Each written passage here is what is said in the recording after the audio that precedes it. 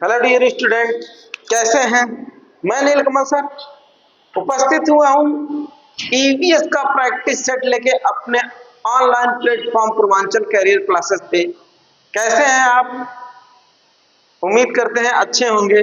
आइए, आज का जो प्रैक्टिस सेट आपका है वो प्रीवियस का आपका आया हुआ प्रश्न पत्र है और ये आपके स्क्रीन पे पहला प्रश्न आ गया।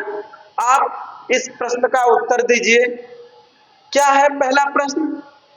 पर्यावरण अध्ययन की प्रकृति निम्नलिखित का समर्थन नहीं करती। बच्चे कम गलतियां करें, ए ऑप्शन। बी ऑप्शन, बच्चों को करके सीखने का अवसर मिले। सी ऑप्शन, बच्चे बहुत से प्रश्न पूछें। और डी ऑप्शन, बच्चों को खोज करने के लिए पर्याप्त स्थान मिले। तो यहाँ पे एक चीज दिया हुआ है कि मतलब निम्नलिखित का समर्थन नहीं करती है। ठीक है, अब 3 का समर्थन तो करती है लेकिन 1 का समर्थन नहीं करती है। ठीक है, अब नहीं शब्द आया हुआ है तो इन चारों ऑप्शनों को आप पढ़िए। देखिए, बच्चे कम गलतियां करें, बच्चों को करके सीखने का अवसर मिले, बच्चे बहुत से प्रश्न पूछें, बच्चे को खोज करने के लिए पर्याप्त स्थान मिले। तो समर्थन इसका भी होगा और इसका भी होगा, इसका भी होगा। और बच्चे गलतियां कम नहीं बल्कि ज्यादा गलतियां करेंगे तो ज्यादा सीखेंगे। इस हिसाब से इस प्रश्न का जो सही उत्तर मिल के आया वो आया कि बच्चे कम गलतियां करें। इस चीज का समर्थन नहीं करता कौन? पर्यावरण अध्ययन की प्रकृति। पर्यावरण अध्ययन की प्रकृति बच्चे कम गलतियां करें इसका समर्थन नहीं करता, बल्कि बच्चे अधिक गलतियां करें जिससे कि अधिक मात्रा में सीख सके। प्रयास और त्रुटि का सिद्धांत तो यही कहता ना सीडीपी का कि आप जितनी बार गलतियां करेंगे और अभ्यास के द्वारा उन गलतियों पे उतना ही आप अच्छे से पकड़ बनाएंगे और जैसे जैसे अभ्यास करेंगे गलतियां कम होती जाएंगी। एक समय आएगा कि आपसे गलती ही नहीं होगी। ठीक है, तो आइए अगले प्रश्न की तरफ चलते हैं। देखते हैं इसमें क्या है। पेडागोजी का प्रश्न है। एक शिक्षिका ने कक्षा 4 के शिक्षार्थियों को पढ़ाने के लिए पौधे अंतर वस्तु का चयन किया। उसने सीखने के लिए निम्नलिखित अवसर प्रदान किए। समूहों में पत्तियों का संग्रह करना, पहला ऑप्शन। दूसरा है पत्तियों के आकार, स्वरूप और अन्य विशेषताओं पर चर्चा करना। तीसरा है अपना वनस्पति संग्रहालय बनाना। इस प्रकार की गतिविधियों हेतु शिक्षिका को किस बात के लिए सबसे अधिक प्रोत्साहन नहीं देना चाहिए? तो मेरे प्यारे विद्यार्थियों, यहाँ पे भी नहीं आ गया। ठीक है, प्रोत्साहन नहीं देना चाहिए, यानी कि 3 ऑप्शन प्रोत्साहित करने के लिए है और 1 ऑप्शन हतोत्साहित करने के लिए, उसी को ढूंढना है। जितनी अधिक पत्तियों के बारे में संभव हो उतना उनके नाम याद करने में बच्चों की पहल। बच्चों के द्वारा कार्य का विस्तार होगा यहाँ पे। ठीक है, बच्चों का निरंतर गतिविधियों में लगे रहना, बच्चों की परस्पर क्रिया, अवलोकन और सहयोग। पूछ रहा है कि कौन सा है जो सीखने के लिए निम्नलिखित अवसर प्रदान है और शिक्षिका को किस बात के लिए सबसे अधिक प्रोत्साहन नहीं देना चाहिए। तो इस प्रश्न का जो सबसे सही उत्तर है वो ऑप्शन क्या है? याद करना। हमने आपको बताया था कि अगर सीटेट में ऐसे प्रश्न आते हैं, रटना, याद करना, शब्दावलियों को पढ़ना, तकनीकी शब्दों को रटना, तो मान के चलिए कि ये शब्द इस चीज का एनसीएफ 2005 समर्थन नहीं करता है और उसी के बारे में पूछ रहा है। ठीक है, तो इस प्रश्न के अनुसार इन तीनों का तो समर्थन करती है लेकिन इसका समर्थन नहीं करती है और यहाँ पे नहीं ही पूछा हुआ है कि कौन सा वह ऑप्शन है जो इस बात का समर्थन नहीं करता है कि बच्चों को सीखने के अधिक से अधिक अवसर मिले। तो उसमें है जितनी अधिक पत्तियों के बारे में संभव उतना उनके नाम याद करना। नाम याद करना और सीटेट का मतलब यह कि जब नई शब्द आया याद करना, तकनीकी शब्दावली, परिभाषा पे जोर देना, इन सबों के ही बारे में पूछ रहा है। ठीक है, तो इस प्रश्न का उत्तर जो निकल के आया ऑप्शन ए निकल के आया। आइए अगले प्रश्न की तरफ चलते हैं, देखते हैं इसमें किसका वर्णन हुआ है। ये रहा प्रश्न आपके स्क्रीन बोर्ड पे। क्या है? शिक्षार्थियों का आकलन करते समय पर्यावरण अध्ययन की शिक्षिका को निम्नलिखित में से क्या नहीं करना चाहिए। तो नहीं यहां भी आ गया, ठीक है, नहीं यहां भी आ गया और यहां भी 3 ऑप्शन जो है वो समर्थन के योग्य हैं। एक ऑप्शन ऐसा है जिसका समर्थन नहीं करना, उसी को ढूंढना है। क्या है? बच्चों के पूर्व आकलन के साथ तुलना करना। बी ऑप्शन शिक्षार्थियों की सीखने की क्षमता को ध्यान में रखकर सूचना दर्ज करना। सी ऑप्शन है बच्चों के कार्य के केवल कुछ पक्षों पर ध्यान केंद्रित करना। और डी ऑप्शन आपका है बच्चों के कार्य से संबंधित गुणात्मक उल्लेख करना। तो मेरे प्यारे विद्यार्थियों, इस प्रश्न का उत्तर आप जरूर बताइएगा। ठीक है, जो आपके स्क्रीन पे है इसमें पूछ रहा है कि पर्यावरण अध्ययन की शिक्षिका को निम्नलिखित में से क्या नहीं करना चाहिए। तो मेरे हिसाब से और जो सही उत्तर है वो आपका यही नहीं करना चाहिए। कुछ पक्षों के बजाय सभी पक्षों पर ध्यान देना चाहिए। ठीक है, कोई भी विद्यार्थी हो उसके सभी पक्षों पर ध्यान देके उसको निखारा जा सकता है, उसको सही दिशा में लाया जा सकता है और उसको ज्यादा से ज्यादा सफल बनाया जा सकता है। तो इस प्रश्न का जो उत्तर निकल के आया ऑप्शन सी है। इस पर्यावरण अध्ययन के अनुसार इन तीनों पक्षों पे ध्यान देना चाहिए, एक पक्ष को छोड़ के, जो ऑप्शन सी ऑप्शन है। अगले प्रश्न की तरफ चलते हैं। इसमें क्या पूछा है आपके स्क्रीन पे? चौथा प्रश्न, प्राथमिक स्तर पर पर्यावरण अध्ययन में समुदाय सीखने सिखाने का एक महत्वपूर्ण साधन है क्योंकि ए ऑप्शन यह एक बहुत सस्ता संसाधन है। बी ऑप्शन यह आसानी से उपलब्ध होने वाला संसाधन है। सी ऑप्शन इसमें समझदार और बुजुर्ग व्यक्ति होते हैं, यह वास्तविक स्थितियों में सीखने के अवसर उपलब्ध करवाता है। ठीक है, इन चारों ऑप्शनों में जो सबसे सही ऑप्शन है, जो सबसे सुटेबल ऑप्शन है, उसका चयन करना है। ठीक है, तो इस चारों ऑप्शनों में जो सबसे सही ऑप्शन है वो ऑप्शन आपका डी ऑप्शन है। कौन सा ऑप्शन है? डी ऑप्शन है, क्योंकि डी ऑप्शन ही ऐसा ऑप्शन है जो वास्तविक स्थितियों में सीखने के अवसर प्रदान करता है। किसमें? समुदाय में या कम्युनिटी में। किसमें? समुदाय या कम्युनिटी में। ठीक है, अगले प्रश्न की तरफ चलते हैं जो आपके स्क्रीन पे है। वो प्रश्न ये रहा, इंपॉर्टेंट प्रश्न है।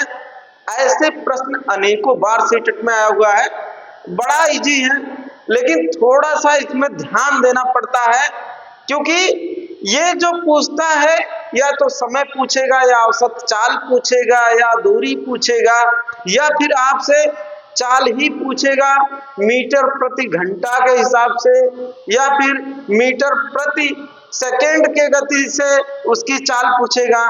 ठीक है, तो इसमें एक ट्रेन की चर्चा हो रही है और उसके बारे में प्रश्न पूछा रहा है। बड़ा इंपॉर्टेंट है, हर बार ये प्रश्न आता है। बस ये है कि इसके डिजिट को घुमा देता है, इसके ईयर को घुमा देता है, इसकी दूरी को बदल देता है। ठीक है, लेकिन इसका हल करने का तरीका एक ही रहता है।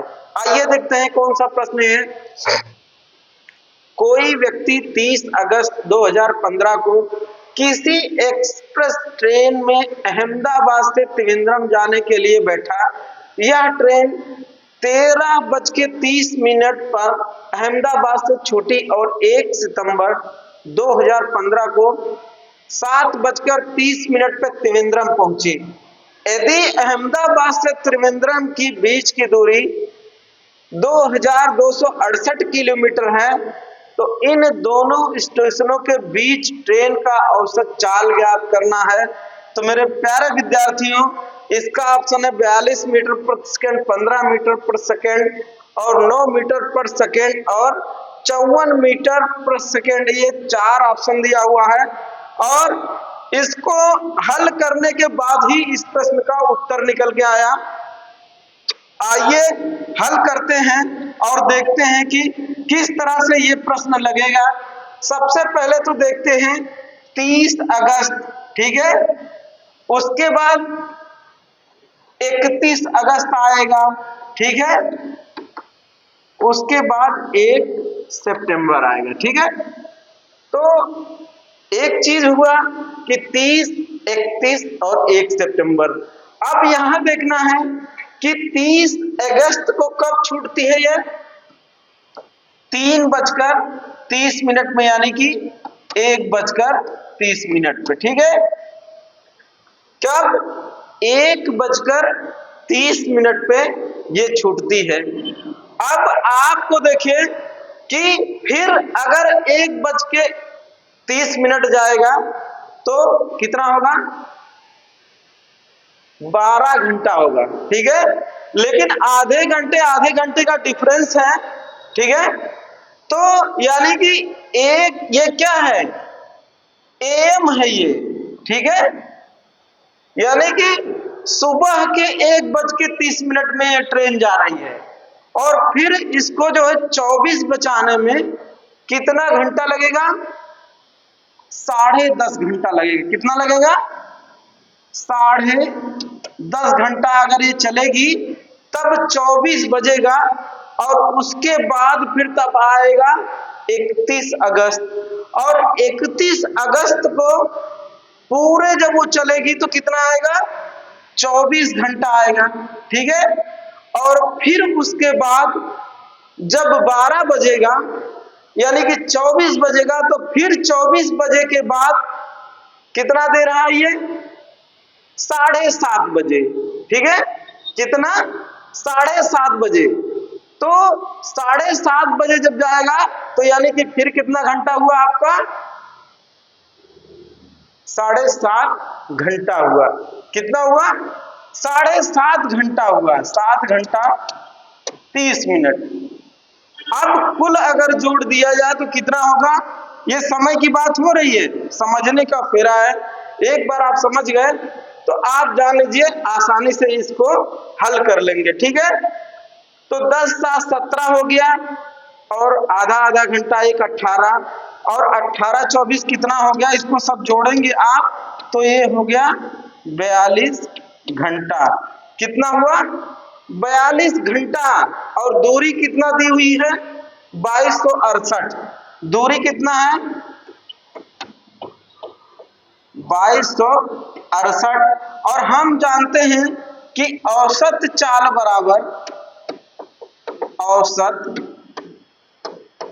बराबर दूरी बटा या कुल दूरी बटे लगा समय, ठीक है। अब देखिए यहां पे क्या है, कुल दूरी 2268 बटा 42, ठीक है। अब इसको 2 से अगर काटते हैं तो 11 दूनी 22 और 34 दूना 68 और 21 दूना 42, यही होता है ना। फिर इसको अगर हम 3 से काटते हैं तो 3 सते 21 और 3 त्रिका 9, 2 11 23, 3 सते 21 और 2 3 अठे 24, ठीक है। अब 7 से इसको काटेंगे तो 7 पचे 35 और यहाँ पे कितना 2 37 यानी कि 28 बचा और 7 चौ 28, ठीक है। तो ये आया कितना, 54। कितना आया, 54 मीटर 54 किलोमीटर प्रति घंटा आया है। क्या आया? 54 किलोमीटर, ठीक है, पर आवर आया, लेकिन ये मीटर प्रति सेकेंड में पूछ रहा है। ठीक है, क्या दे रहा है? मीटर प्रति सेकेंड में कितना आ रहा है। यहाँ पे ऑप्शन देखते हैं, 54 मीटर पर सेकेंड, 15 मीटर पर सेकेंड, 9 मीटर पर सेकेंड। 54 तो आया है, लेकिन मीटर पर सेकेंड नहीं, किलोमीटर पर आवर आया हुआ है। ठीक है, क्या आया हुआ है? किलोमीटर पर आवर आया हुआ है। अब इसको मीटर पर सेकेंड बनाने के लिए 54 गुणे 5/18, 18 तिया 54 बराबर 5 तिया 15 मीटर पर सेकेंड। ठीक है, 15 मीटर पर सेकेंड इसका क्या निकल के आया? उत्तर निकल के आया। ऑप्शन में 15 मीटर पर सेकेंड कौन सा ऑप्शन सही है? बी ऑप्शन सही है। फिर आप एक बार फिर से इसको समझाते हैं कि 13:30 बजे छूटती है, यानी कि 1:30 पर छूटती है। पुनः इसको 12 घंटा अगर चलेगी तो 1:30 पे पहुंचेगी, लेकिन 12 ही बजे तक हमको निकालना है। इसका मतलब 10.5 घंटा ही चलेगी। फिर उसके बाद 31 अगस्त लग जाएगा 12 बजे के बाद। फिर पुनः उतनी जब समय चलेगा तो 24 घंटा का समय लेगी। कितना? 24 घंटा का यहाँ पे लिखा हुआ है। फिर नीचे 7:30 में 7.5 घंटा। अब तीनों घंटों को जोड़ देते हैं तो आ गया 42 घंटा। ठीक है, और कुल दूरी दिया हुआ है 6268। तो हम जानते हैं कि औसत चाल बराबर कुल दूरी बटे कुल समय। तो आपका 2268/42 ये आपका आया। अब पहले 2 से काटेंगे तो 1134 ऊपर आया और यहाँ पे 21 आया। फिर 3 से काटते हैं तो 378 आया और यहाँ पे 7 आया। फिर 378 को 7 से काटेंगे तो 54 आया, लेकिन 54 जो आया वो आपका किलोमीटर पर आवर आया। क्या आया? किलोमीटर पर आवर आया। और हम जानते हैं कि किलोमीटर प्रति घंटा को मीटर प्रति सेकंड बनाने में 5/18 का गुणा किया जाता है।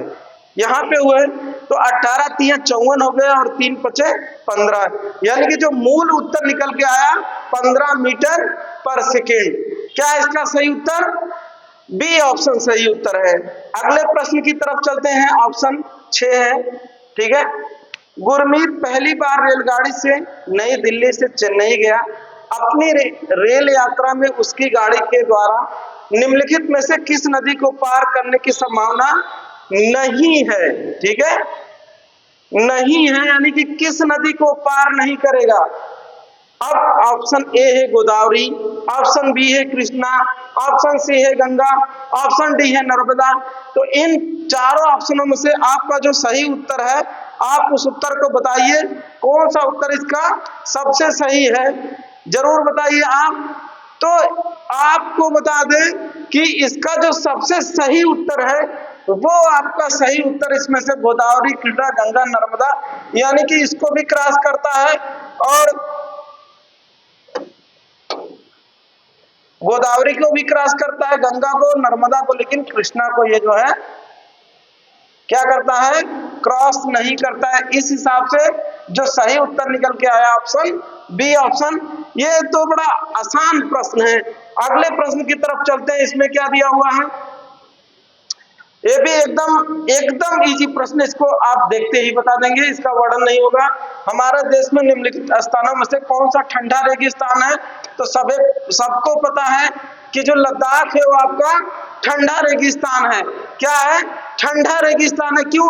क्योंकि यहाँ पे वर्षा नहीं होती है, बल्कि वहां पे ढेर सारे ग्लेशियर जमा है बर्फ के, इसी वजह से वहां पे ठंड अधिक होती है, ग्लेशियर की वजह से, बर्फ की वजह से, इसलिए इसका नाम पड़ा है ठंडा रेगिस्तान।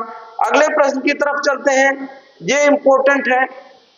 कक्षा 5 की पर्यावरण अध्ययन की पाठ्य पुस्तक का एक पाठ, उसी से ठंडा उसी से गर्म, डॉक्टर जाकिर हुसैन द्वारा लिखी गई एक कहानी है।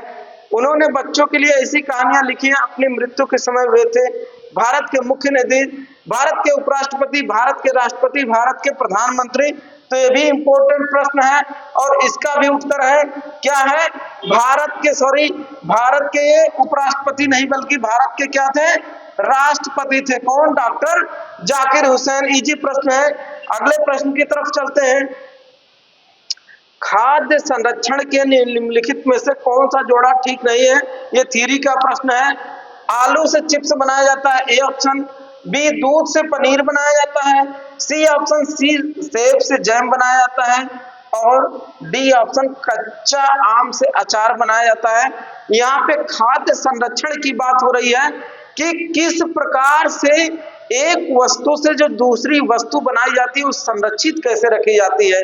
ठीक है, जैसे यहाँ पे आप देख रहे हैं आलू से पतले पतले बारीक पार्ट को काट लेते हैं, उसके बाद उसको तेल में छाना जाता है जिससे कि चिप्स का निर्माण होता है और काफी दिनों तक उसको संरक्षित रखा जाता है।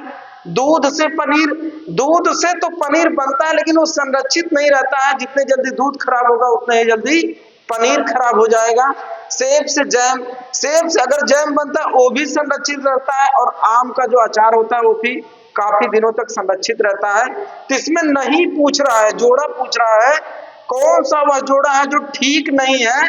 तो ये आपका ऑप्शन बी है, जो पनीर से दूध बनता है, ये खाद्य संरक्षण के दृष्टि से ठीक नहीं है। ठीक है, अगर इसमें दूध से घी बनाया होता तो वो होता, इसकी तुलना में काफी ज्यादा संरक्षित होता। तो इस प्रश्न का उत्तर ऑप्शन बी है। अगले प्रश्न की तरफ चलते हैं।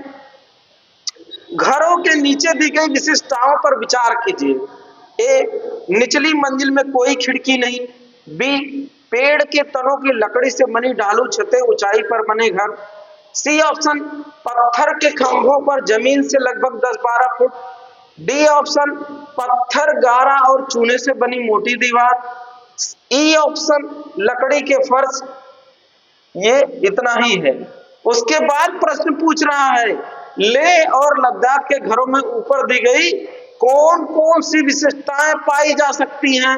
Option A B C D, option B A D E, option C D A और डी ऑप्शन ए बी सी।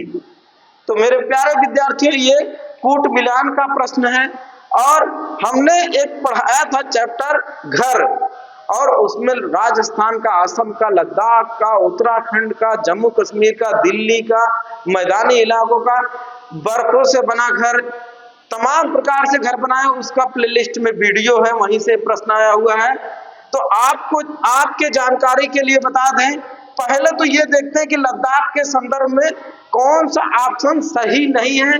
ठीक है, तो इन सब ऑप्शनों का अध्ययन करने के बाद सिर्फ एक ऑप्शन जो निकला, यहाँ पे पत्थर के खंभों पर जमीन से लगभग 10-12 फुट की ऊंचाई पे या फिर 3 से 3.5 मीटर की ऊंचाई पर जो घर बनते हैं वो असम में बनते हैं और पत्थर के खंभों का ना होकर के बांस के खंभों का इस्तेमाल होता है।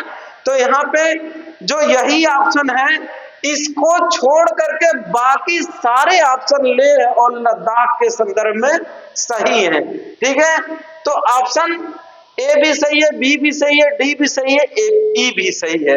तो अब नीचे के जो चारों ऑप्शन है इसमें देखते हैं ए बी डी ई किसमें है। ए ऑप्शन, बी सी और डी सही है, सी तो गलत है, तो इसका मतलब ये ऑप्शन आपका क्या है, गलत है। ए डी ई इसमें बी भी सही है, यानी कि ए भी गलत है। सी डी ई आपका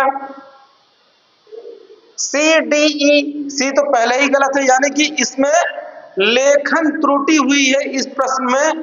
तो A B D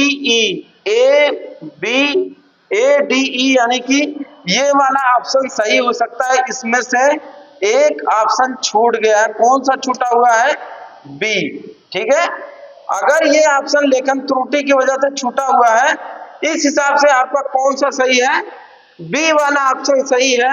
C option को छोड़ के बाकी चारों ऑप्शन लेह और लद्दाख के संदर्भ में बिल्कुल सही है।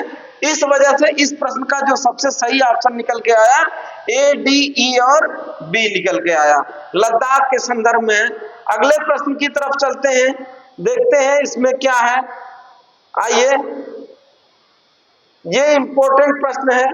निम्नलिखित का अध्ययन कीजिए। कौवा पेड़ की ऊंची डाल पर अपना घोंसला बनाता है। इस घोंसले को बनाने में कई प्रकार की चीजें, यहाँ तक कि लकड़ी की शाखाएं और लोहे के तार भी होते हैं। किसके? कौवे के घोंसले में। एक चालाक पक्षी भी है जो अपना घोंसला नहीं बनाती है और कौवे के घोंसले में अंडे दे देता है। बेचारा कौवा अपने अंडों के साथ इन अंडों को भी सेता है। यह पक्षी कौन सा है? देखें ना आप, सीटेट का प्रश्न है, इतनी भूमिका बनाने के बाद प्रश्न पूछ रहा है कि वह कौन सा पक्षी है जो कौवे के घोंसले में अंडा देता है। अगर यूपी टेट का होता तो ऐसे डायरेक्ट पूछ देता कि वह कौन सा पक्षी है जो घोंसला नहीं बनाता, वह कौन सा पक्षी है जो कौवे के घोंसले में अंडे देता है। लेकिन यहाँ पे कौवे के घोंसले की विशेषता बता के फिर उसके बाद आपका टाइम वेस्ट करने के लिए नीचे दिया हुआ है कि वह चालाक पक्षी कौन सा है जो कौवे के घोंसले में अंडा देता है। तो कौन सा है? कलचिड़ी है, ए ऑप्शन। बसंत गौरी है, बी ऑप्शन। सी ऑप्शन कोयल और डी ऑप्शन शक्करखोरा। तो इस प्रश्न का जो सही उत्तर निकल के आया मेरे प्यारे विद्यार्थियों, ऑप्शन बी। ये कोयल ये नाइटिंगेल जो होती है, यानी कि कोयल जो होती है वो बड़ी चालाक होती है। वो स्वयं का घोंसला ना बना के बल्कि कहां पे अंडे देती है? कौवे के घोंसले में अंडे देती है। ठीक है, इस तरह से इस प्रश्न का जो सही उत्तर निकल के आया ऑप्शन सी। अगले प्रश्न की तरफ चलते हैं, देखते हैं क्या है इसमें।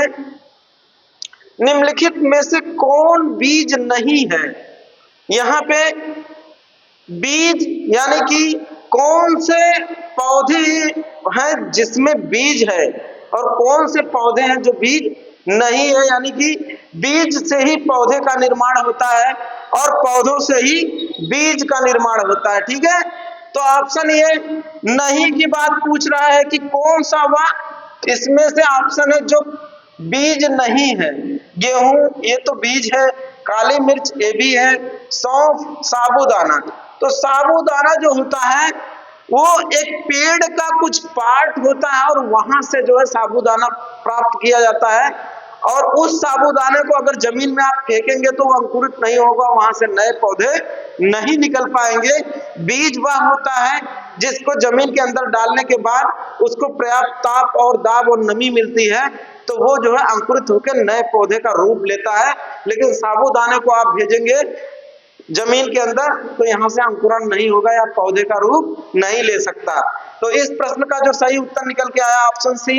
अगले प्रश्न की तरफ चलते हैं। रेहान अपने परिवार के साथ केरल जाती है। रेहाना अपने परिवार के साथ केरल जाती है, वहां उसे ऊंचे वृक्ष दिखाई पड़ते जो उसके गृह नगर शिमला के ऊंचे वृक्षों से भिन्न है। केरल में कौन सी, यानी कि ये तो थ्योरी का प्रश्न है और ये प्रश्न कई बार हम करवाए हैं। ठीक है, तो आपको पता होना चाहिए कि केरल में किस पौधे की अधिकता है। सबसे ज्यादा नारियल के पौधे की अधिकता है। ये रिपीटेड प्रश्न है, इस पे ज्यादा समय नहीं लेंगे। अगले प्रश्न की तरफ चलते हैं। बच्चों के द्वारा सब्जी बाजार में इकट्ठा की गई निम्नलिखित सामग्रियों में से उन्हें पहचानिए जिनके भीतर बीज होते हैं। आलू, टमाटर, नाशपाती, चीकू, भिंडी, करेला, प्याज, खीरा। यानी कि सब में होता है बीज और ये पूछ रहा है कि निम्नलिखित ऑप्शनों में से कौन सा ऐसा फल है जिसमें बीज नहीं होते हैं। तो आइए देखते हैं। टमाटर, नाशपाती और चीकू इसमें भी है। टमाटर, नाशपाती, चीकू, भिंडी, खीरा इसमें भी है। टमाटर, नाशपाती, चीकू, भिंडी, करेला, खीरा, यानी कि सब में है। इस ऑप्शन में जो सबसे बड़ा ऑप्शन है यानी कि सबसे ज्यादा नाम है उसमें उन सबों में क्या मिलता है? बीज मिलता है। इनके सारे फलों में क्या होता है?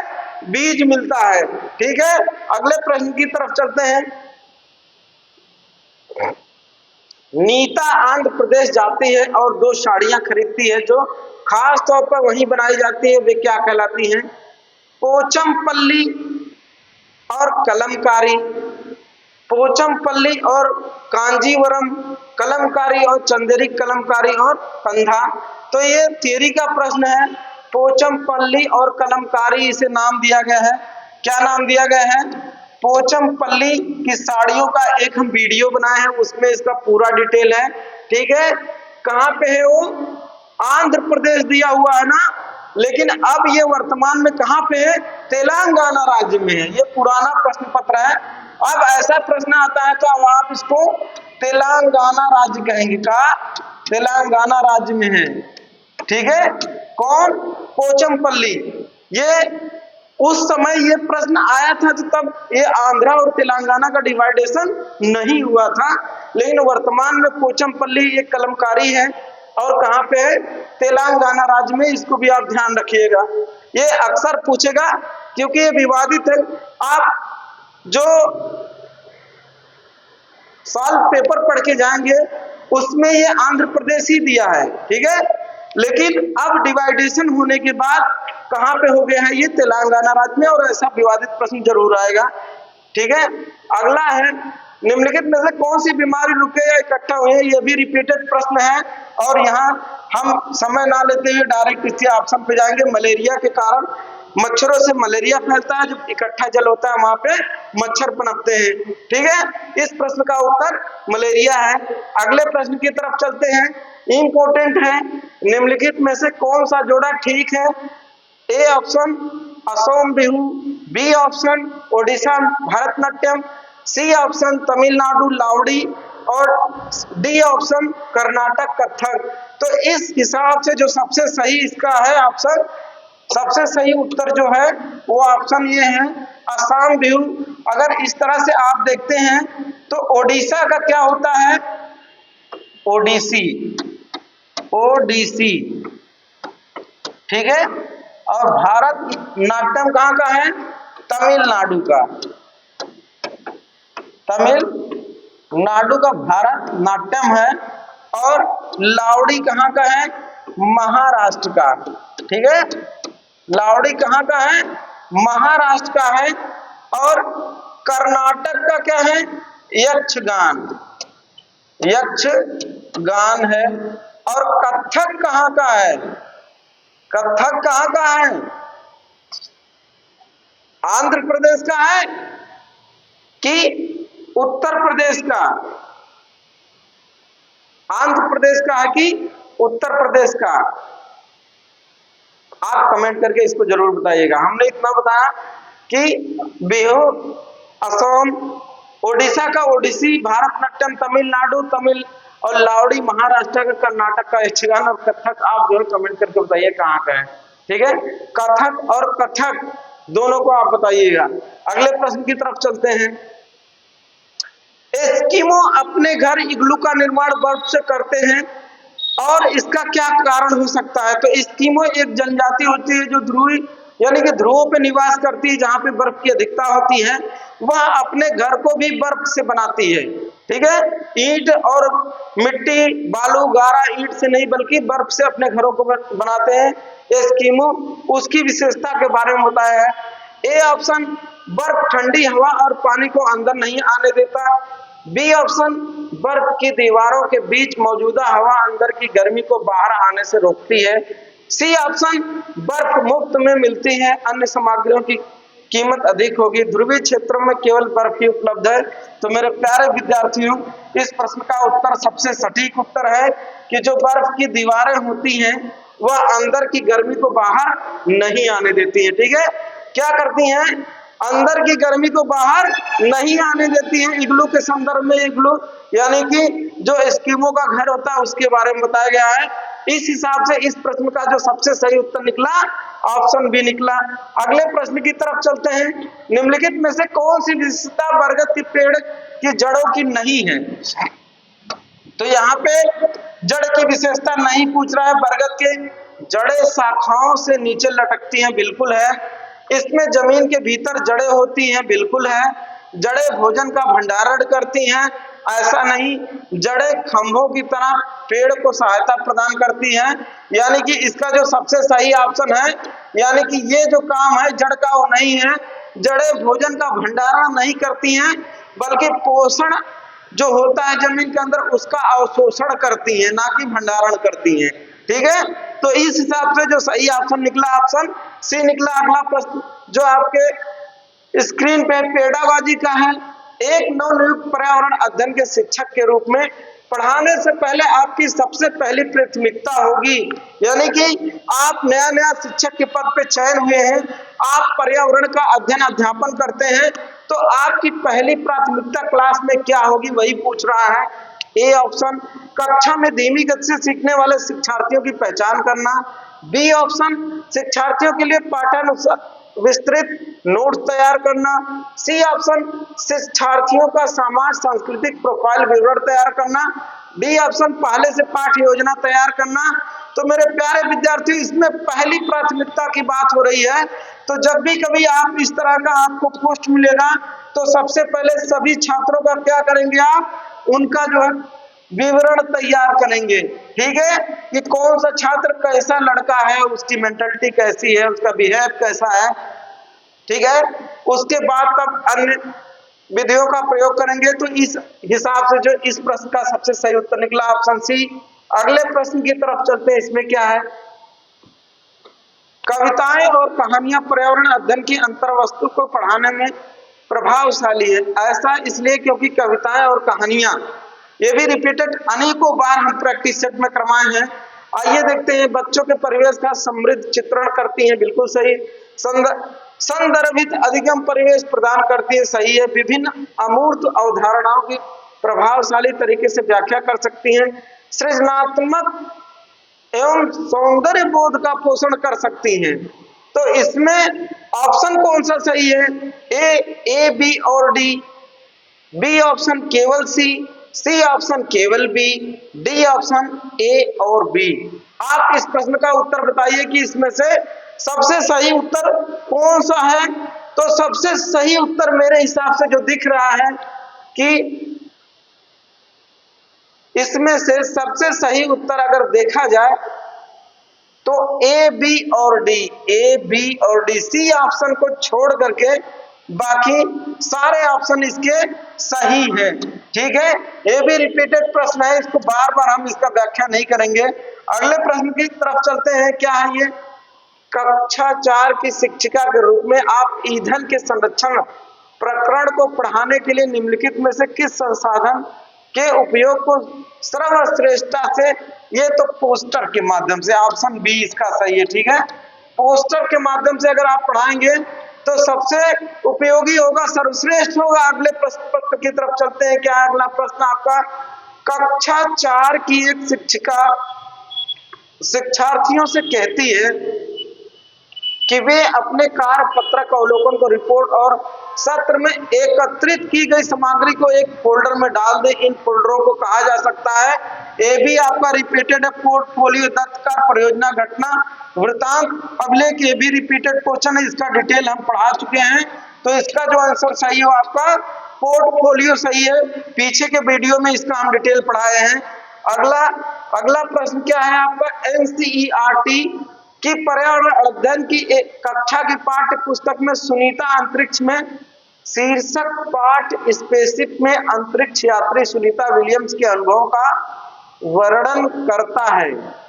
इसे शामिल करने के क्या कारण हो सकते हैं। ए, यह घटना अंतरिक्ष यात्रियों की जिंदगी में झांकने का अवसर देती है, बिल्कुल सही। यह घटना स्पेसशिप में भौतिक स्थितियों का वर्णन करती है, बिल्कुल सही। यह घटना स्त्री पुरुष लिंग जेंडर विभेद यानी रूढ़िवादिता को चुनौती देती है, बिल्कुल सही। यह घटना गुरुत्वाकर्षण के अवधारणा को समझाने में मदद करती है। अब इसमें कौन सा सही है, केवल डी, ए, बी, सी और डी, ए, बी और सी, केवल सी। तो इसमें सभी सही है। ठीक है, ये सभी पॉइंटों को फॉलो करती है, इसका भी डिटेल वीडियो हम आपको पढ़ाए हैं। ठीक है, अगले प्रश्न पत्र की तरफ चलते हैं। क्या है ये, पर्यावरण अध्ययन की एक शिक्षिका निम्नलिखित कारणों से अपनी कक्षा का प्रारंभ कुछ मुख्य प्रश्न पूछते हुए करती है। सबसे कम, यानी कि यहां भी आ गया एक, सबसे कम प्रभाव प्राथमिकता वाला कारण कौन सा है उसे चुनिए। शिक्षार्थियों का चिंतन उद्दीपन किया जा सकता है, बिल्कुल। प्रश्न शिक्षार्थियों में उत्सुकता जगाते, बिल्कुल सही। प्रश्न प्रकरण को संदर्भ परक बनाने में मदद करते हैं। और डी ऑप्शन शिक्षार्थियों का चिंतन सीमित किया जाता है। अरे मोरे भाई ऐसा नहीं होता है, ठीक है, ऐसा नहीं होता है, सीमित नहीं बल्कि विस्तृत किया जाता है।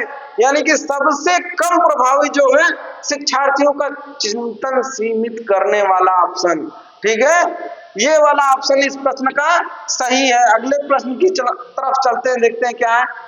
किसी क्रियाकलाप के लिए समूह बनाते हुए सामाजिक अध्ययन के शिक्षक को चाहिए कि वह ए ऑप्शन सुनिश्चित करे कि लड़के लड़कियों के समूह अलग अलग हों, बी ऑप्शन उनके अंकों के अनुसार समूह बनाए, सी ऑप्शन केवल 2 समूह बनाए और प्रत्येक में बहुत से विद्यार्थी हों, डी ऑप्शन सभी प्रतिभागियों को सहभागिता और सहयोग सुनिश्चित करें। तो जब बात समुदाय की आ गई तो वहां सभी की सहभागिता को जो है सुनिश्चित किया जा सकता है। तो इस प्रश्न का जो सबसे सही उत्तर है, सभी प्रतिभागियों को सहभागिता और सहयोग सुनिश्चित करने के लिए कहना, इस ऑप्शन का डी, इस प्रश्न का डी ऑप्शन बिल्कुल सही है। अगले प्रश्न की तरफ चलते हैं, क्या है।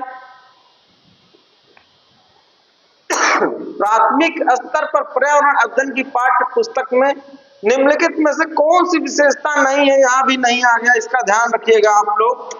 हम बार बार कहते कि ऐसे प्रश्न पढ़ने के बाद नहीं को अंडरलाइन कर लीजिए। यह शिक्षार्थियों को विविधपूर्ण पृष्ठभूमि की जरूरतों को पूरा करती है, बिल्कुल सही। यह वास्तविक कहानियां और घटनाओं को शामिल करती है, बिल्कुल सही। यह परिभाषाओं और अमूर्त उदाहरणों की व्याख्या करने पर ध्यान केंद्रित करती है।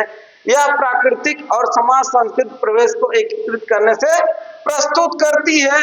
तो इसमें फिर आपका आगे परिभाषाओं पे जोर देना, यानी कि इसमें पूछा है कि जो इसकी विशेषता नहीं है तो कौन सा है। हमने बार बार आपको बताया कि परिभाषा पे जोर देना, शब्दों को रटना, याद करने को कहना, ये सब जब आ जाए तो वही नहीं होता है, ठीक है। तो इस हिसाब से इस प्रश्न का ऑप्शन सी सही है। अगले प्रश्न पत्र की तरफ चलते हैं।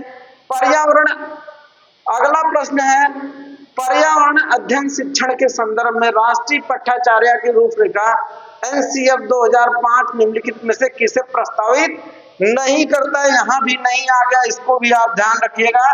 सबसे पहले नहीं को आप अंडरलाइन करिए। ए, बच्चों के अनुभव और संदर्भों से जोड़ना, बिल्कुल सही है। हस्तपरक क्रियाकलाप को करने के लिए कहना, बिल्कुल सही है। तकनीकी शब्दावली से परिचित कराना, विषय अनुसार उपागम, तो यहाँ भी आ गया तकनीकी शब्दावली से परिचित कराना, यानी कि इसी पे जो है प्रस्तावित नहीं है, किस पे, तकनीकी शब्दावली से परिचित कराना। इस तरह से इस प्रश्न का भी उत्तर ऑप्शन सी ही सही है। अगले प्रश्न पत्र की प्रश्न की तरफ चलते हैं। क्या है ये, प्राथमिक स्तर के शिक्षार्थियों में मानचित्र बनाने और समझने के लिए निम्नलिखित में से कौन सा कौशलों के विकास की आवश्यकता करता है। मेरे भाई, मैंने आपको बताया था मानचित्र से एक प्रश्न जरूर आता है। यहाँ पे सीधा सीधा मानचित्र के विशेषता के बारे में पूछ लिया गया है और यही प्रश्न घुमा के पूछता है, दिल्ली के सापेक्ष हिमाचल और भोपाल किस दिशा में अवस्थित है, ऐसा प्रश्न पूछता है। तो चाहे आपको दिल्ली के सापेक्ष किसी भी राज्य का पूछे, आप मैप दिमाग में आप लाइए, उसके बाद जो है आप प्रश्न को आसानी से हल कर लेंगे।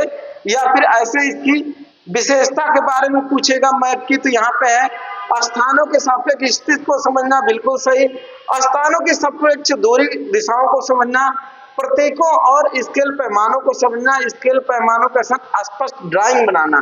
तो इस प्रश्न का जो सबसे सही उत्तर है ऑप्शन डी को छोड़ के ए बी सी।